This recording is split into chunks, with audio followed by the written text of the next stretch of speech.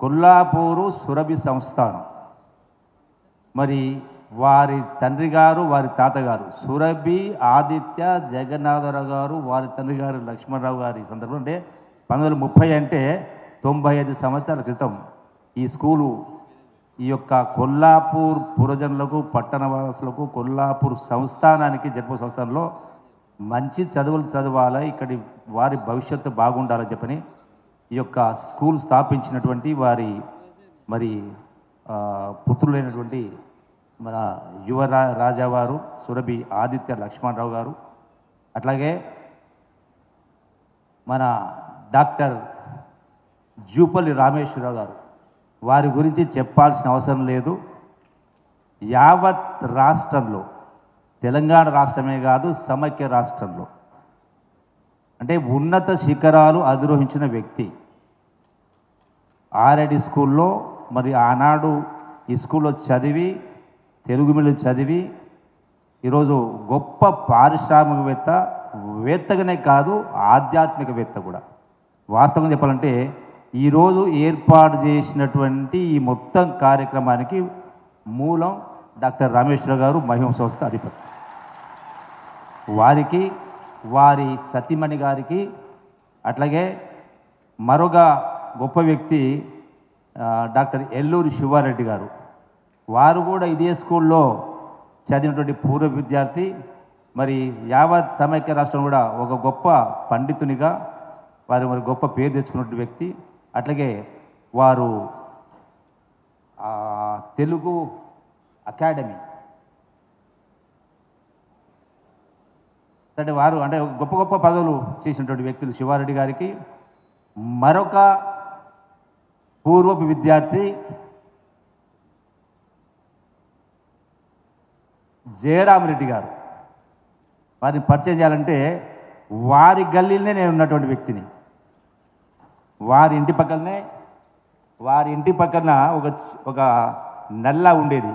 వాళ్ళ ఇంటి పక్కల ఆ నల్ల నీళ్లు పట్టుకొని పోయేది నేను అక్కడి నుంచి. మరి అటువంటి ఆనాటి చిన్ననాటి జ్ఞాపకం ఏంటంటే ఈ రోజున గొప్ప చదువు చదివి, ఎందుకంటే ఈరోజు కేజీ, పీజీ ఇంగ్లీష్ మీడియం, లెక్కలు, సైన్స్ కింద అంటే ప్రైవేట్ కార్పొరేట్లు చదివితేనే గొప్ప చదువు అనుకుంటారు. కానీ ఇక్కడ ఉన్నటువంటి నిష్ణాతులు, అందులో జయరామరెడ్డి గారు కూడా ఇదే గవర్నమెంట్ స్కూల్ చదువుకొని ఒక ఉన్నత చదువు చదివి అమెరికాలోనే గొప్పగా మరి గొప్ప సంస్థలు పనిచేస్తూ వారి యొక్క పేరు ప్రఖ్యాతి కలిగినటువంటి వారు. వారి తండ్రి గారు, వారి కుటుంబ సభ్యులందరూ కూడా నాకు పరిచయమే. వారు ఒక గొప్ప పూర్వపు విద్యార్థి గారు. అట్లాగే మా డాక్టర్ దయాసాగర్ గారు, వారు కూడా ఇక్కడ కొల్లాపూర్ నుంచి ఉన్నట్టు ఇక్కడ పుట్టి పెరిగిన వాళ్ళే. వారు గొప్ప కార్డియాలజిస్ట్. నాకు బాగా జ్ఞాపకం ఉంది. 1970-80లో ఆ సంవత్సరం అంటే 40-50 సంవత్సరాల క్రితం వారి అపాయింట్మెంట్ దొరకాలంటే ఒక 2 నెలలు ముందు బుక్ చేసుకునేది. 2 నెలలు అయినా కూడా అపాయింట్మెంట్ దొరికేది కాదు. అంటే అంత గొప్ప డాక్టర్ గారు. వారు కొండూరు నివాసి. అట్లాగే ఇంకా మా మున్సిపల్ చైర్మన్ శ్రీమతి రమ్య గారు, అట్లాగే వైస్ చైర్మన్ మహమూదా బేగం గారు, డిఈఓ గోవిందరాజు గారు,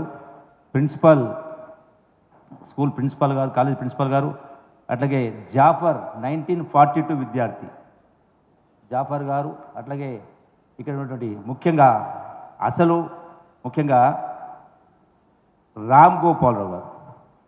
వారి కజిన్ బ్రదరే మా క్లాస్మేట్ శ్రీనివాసరావు గారు.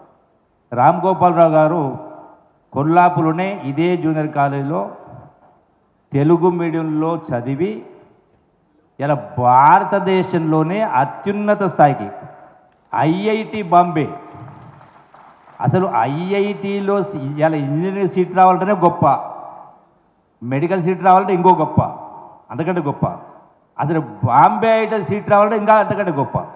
అటువంటిది సీట్ కాదు, బాంబే ఐఐటికి, ఢిల్లీ ఐఐటి కూడా డైరెక్టర్గా పనిచేసి ప్రతి వారం నాకు తెలిసి సబ్జెక్టు కరెక్షన్ ప్రతి వారం కనీసం 2-3 దేశాలకు వెళ్ళి లెక్చర్స్ ఇచ్చి వస్తూ ఉంటారు. మన కొల్లాపూర్ ఆర్ఐడి పూర్వపు విద్యార్థి రామ్ గోపాలరావు గారు. అట్లాగే మరి ఇంతటి ఇంకా వేదిక పైనటువంటి చాలామంది మిత్రులందరికీ, ఇంకా ఈ యొక్క సురభి సంస్థానానికి సంబంధించి మరి ఒక మాట చెప్పాల్సిన అవసరం ఉంది. ఎందుకంటే సురభి సంస్థానం వారు సురభి సంస్థానాధీశులు ఒక ఆర్ఐడి జూనియర్ కాలేజ్ ఇవ్వడమే కాదు, ఈ రోజున ఎంఆర్ఓ బిల్డింగ్ కూడా వారి సంస్థానానికి సంబంధించిందే. ఈరోజు కొల్లాపూర్లో ఉన్నటువంటి జఫర మైదానం 10 ఎకరాల స్థలం, దాంతోపాటుగా అక్కడ ఉన్న బిల్డింగ్స్ మొత్తం కూడా సంస్థానాధీశుల వారే విద్యా వ్యాప్తి కోసం మొత్తం కూడా విద్య కోసం మరి ఆనాడు అంకితం చేసినటువంటి ఒక సంస్థానం కాబట్టి మనం ఒకసారి జ్ఞప్తికి పెట్టుకోవాల్సిన అవసరం ఉంది.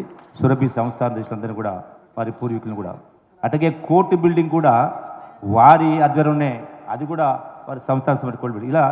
ఇలా ఆనాడు చాలామందికి చేయడం జరిగింది.